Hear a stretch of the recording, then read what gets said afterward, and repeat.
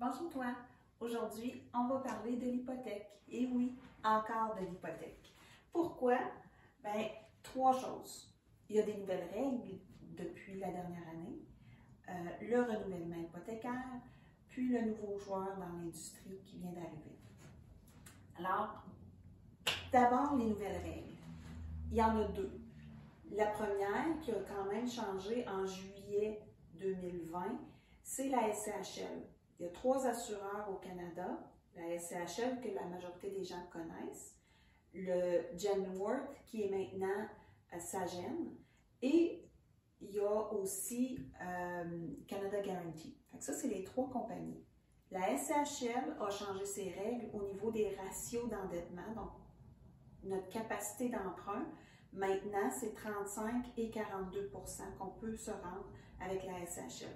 Mais les deux autres prêteurs, les deux autres assureurs, excuse-moi, sont restés à 39 % et 44 %. Donc, avec ces deux autres assureurs-là, on peut encore emprunter la même capacité qu'on pouvait avant juillet 2020. Okay? C'est juste la SCHL que des fois, il faut vouloir dire, si cet assureur-là ne permet pas, bien, on va aller voir avec les autres assureurs, si je peux me permettre d'acheter cette propriété-là.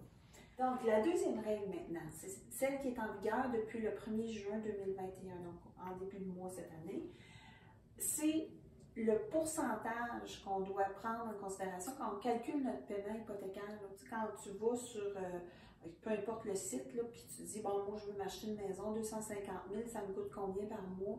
On met le taux en vigueur, puis on calcule, puis ça nous coûte tant. Mais quand on calcule les capacités d'endettement, c'est pas le taux en vigueur qu'on doit mettre.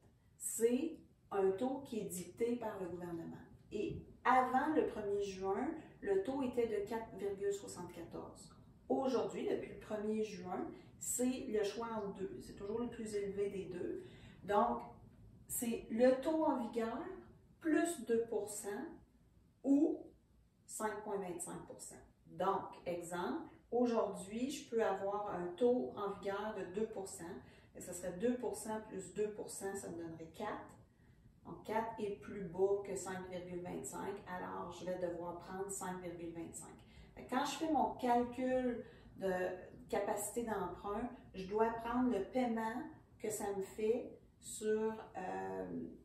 avec un taux de 5,25. Donc, l'exemple que je vous ai calculé ici, c'est un revenu de 125 000 par année brut, un revenu familial.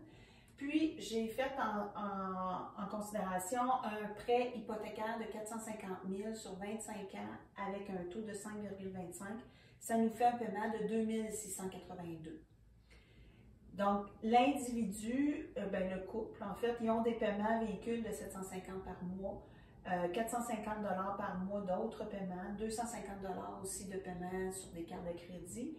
Et on a des taxes municipales et scolaires pour cette maison-là de 292 par mois et 125 $ de chauffage. Alors, mon ABD, qui est un ratio, tantôt je vous disais, la SCHL, c'est 35, puis les autres assureurs, c'est 39.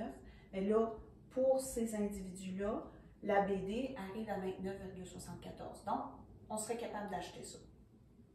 L'ATD est l'autre ratio qu'on doit regarder. Donc là, c'est toutes nos dettes.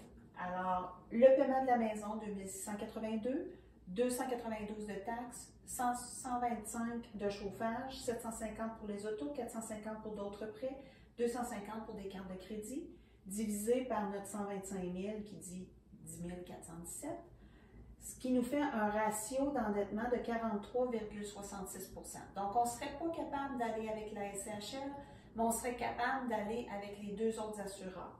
OK? Ça, c'est juste un exemple des restrictions que ça fait. C'est sûr que ça joue un rôle direct sur qu'est-ce qu'on est capable d'emprunter.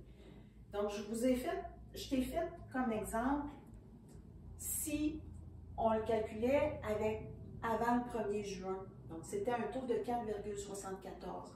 Alors, tes ratios de 43,66 tantôt étaient à 42,41. On ne serait même pas encore capable d'acheter avec la SCHL, avec les nouvelles règles, mais les deux autres assureurs, ça passerait. ça change un petit peu, mais le gros changement, notre capacité d'emprunt, c'est qu'on serait capable d'aller chercher un 25 000. En fait, on est coupé de 25 000 à peu près sur notre financement quand on a passé de 4,74 à 5,25.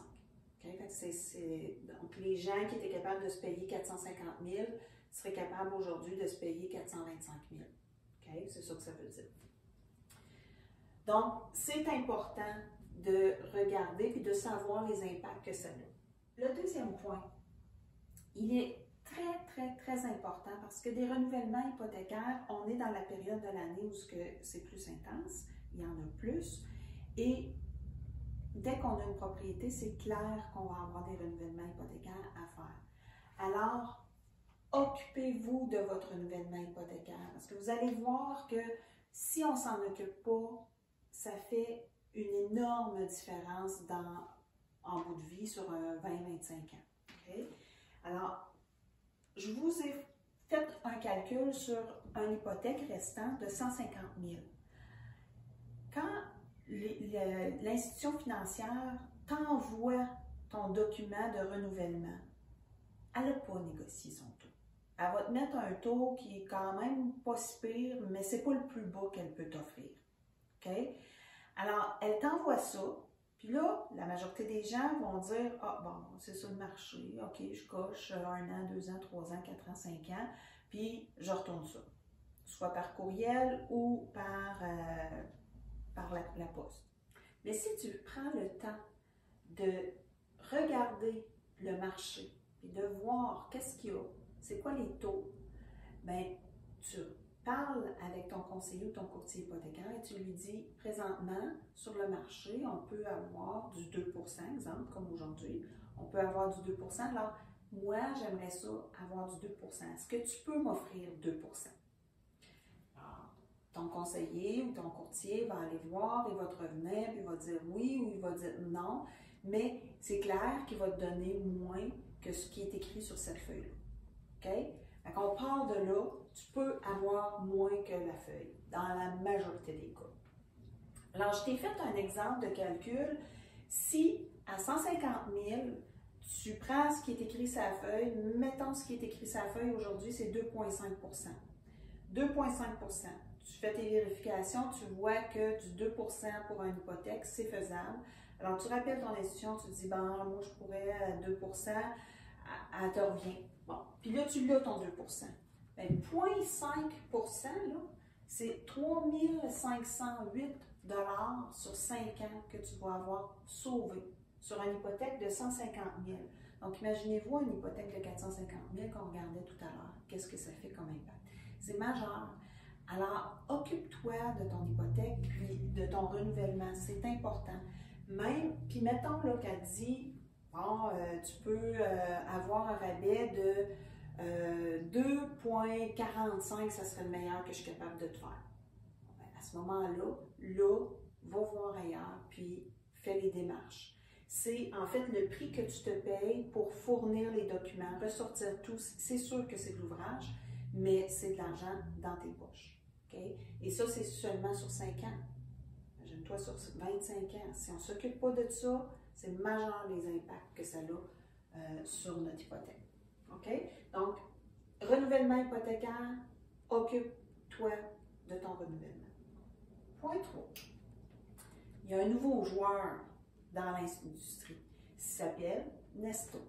C'est quoi ça, Nesto? En fait, c'est dans la même famille que les courtiers hypothécaires, mais c'est virtuel. Il y a quelqu'un qui travaille pour toi, mais c'est toi et à distance. Donc, c'est un peu plus... tu es un peu plus indépendant que si tu es un courtier hypothécaire, mais Nesto ne donne pas de commission. C'est vraiment des salariés qui travaillent pour Nesto. Alors de là, on a un rabais comparativement au courtage hypothécaire là, de 0,1 à 0,2 sur les taux qui sont offerts présentement sur le marché. Donc, Nesto est en avant de la game. Toutefois, moi, j'ai un petit bémol là-dessus parce qu'on est encore un peu plus tout seul dans tout ça. Fait que quand on vient le temps d'acheter une maison, c'est plus difficile. On a des délais à rencontrer, on a des discussions à faire, regarder le marché, tout ça. Donc, j'ai encore le goût de vous dire que c'est important d'avoir quelqu'un de présent, puis de savoir qui est là, que tu n'es pas toute seule à t'organiser tout ça. Fait que ça, c'est de un. De deux, si tu as une situation qui est plus corsée, c'est-à-dire que tu es travailleur autonome, tu as changé d'emploi dans les derniers 2 ans, tu as des bonnies et de l'overtime dans ton salaire à toutes les années. Ça, c'est des particularités qui sont différentes.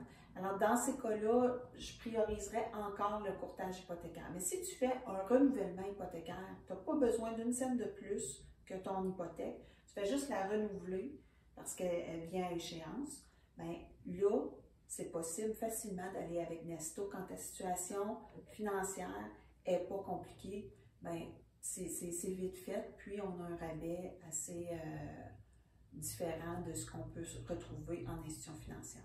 Donc, ça, c'est une façon rapide de pouvoir avoir le meilleur qu'il y a sur le marché. Alors, sur ce, si tu as des questions, tu es en train de regarder tout ça, puis tu as des questions, gêne-toi pas, fais-moi signe avec le programme Confort Finance, ça va me faire plaisir de regarder puis de t'aider dans tout ça. Alors, bonne finance!